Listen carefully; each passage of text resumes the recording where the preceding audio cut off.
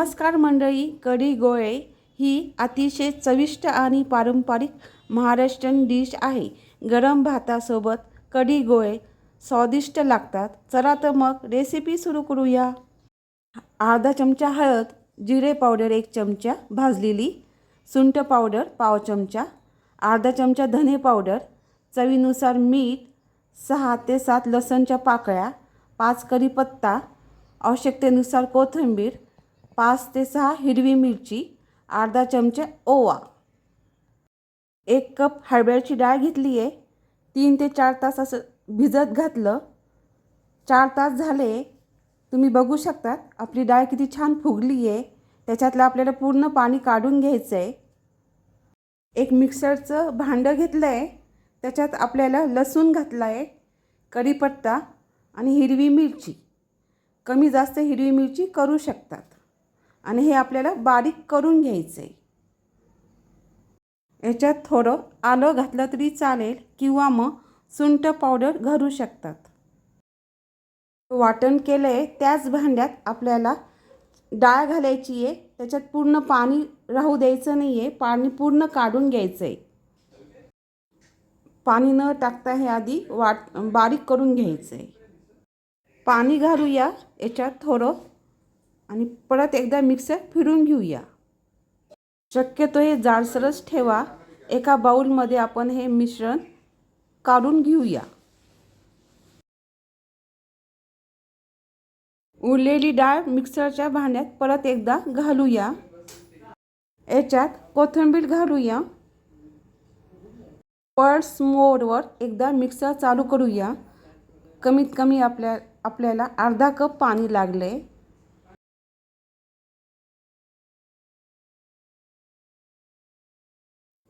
या मिश्रणात सुके मसाले घालूया। धने पावडर, जिरे पावडर आणि सुंठ पावडर, अर्धा चमचा हळद घालायची आहे। ओवा घेतला आहे, तो हाताने चोळून घातला आहे। चवीनुसार मीठ घालूया। तिखट कमी जास्त करू शकतात। चमच्याच्या साहाय्याने सगळं व्यवस्थित एकत्र करूया एकसारखे। गॅसवर जाड भांडं ठेवलं आहे, जाड बुडाचं। गॅस लायटरनी चालू केला आहे। त्याच्यात 1 लोटी पाणी घालूया। एक चांगली उकळी येऊ देऊ 10 मिनिटं। झाकण ठेवल्यामुळे पटकन एक उकळी येते। खाली एक ताट घेतलं आहे, त्याच्यावरती चाळणी ठेवली आहे। हाताने तेल लावा किंवा मग ब्रशच्या साहाय्याने। पीठ चांगलं झालं आहे, हाताला थोडंसं तेल लावायचं आणि त्याचे छोटे छोटे गोळे करायचे, किंवा मग असं थापून पण केलं तरी चालेल। चाळणीवर हवे तसे छोटे छोटे गोळे घालायचे। थोडं थोडं अंतर ठेवायचं, म्हणजे एकमेकांना असं चिटकणार नाही आणि चांगले शिजतील। गॅस मोठाच ठेवला होता। आता आपण झाकण काढूया। छान उकळी आली आहे। त्या भांड्यावर चाळणी ठेवूया मिश्रण, आणि चांगलं 15 मिनिटं मीडियम गॅसवरती वाफ देऊया। त्याच्यावर झाकण ठेवूया ताट। 15 मिनिटं झाले, आपण झाकण काढून घेऊया। छान वाफ आली आहे। चाकूच्या साहाय्याने किंवा टूथपिकनी एकदा चेक करूया किती। सुरी घातली आहे आणि शिजलं का नाही ते पाहूया। बिलकुल कच्चं नाही आहे, बघू शकतात। काय मस्त दिसतात आहे। मस्त झाले गोळे, आतून बिलकुल कच्चं नाही राहिले आणि छान दिसतात आहे। असेच खाल्ले तरी चालेल। परत एकदा गॅस चालू केला आहे। आता आपल्याला फोडणी करायची आहे। तेल, तीळ, मोहरी आणि जिरं। कढई गरम झाली आहे, त्याच्यात पाऊण कप तेल घालूया।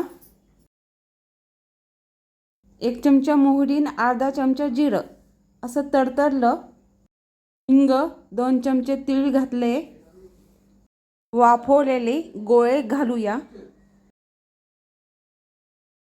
चांगले व्यवस्थित हलवून घेऊया चांगले, आणि त्याच्यावरती लाल तिखट घालू शकतात।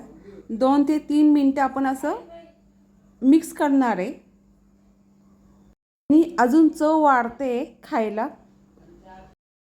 एका प्लेटमध्ये सगळे गोळे काढून घेऊया. त्याच्यावरती कोथिंबीर पण घालू शकतात. खायला वरतून थोडं चाट मसाला घातला ती चालेल. मस्त लागतात. खायला खूप सुंदर लागतात. कधीतरी असं करायला काही हरकत नाही. चव पण खूप छान लागते. कढीमध्ये हे गोळे घातले ना खूप सुंदर लागतात आणि असे पण खायला चटपटीत लागतात. एकदा नक्की करून पहा. व्हिडिओ आवडला तर लाईक करा, शेअर करा, सबस्क्राईब करायला विसरू नका. धन्यवाद.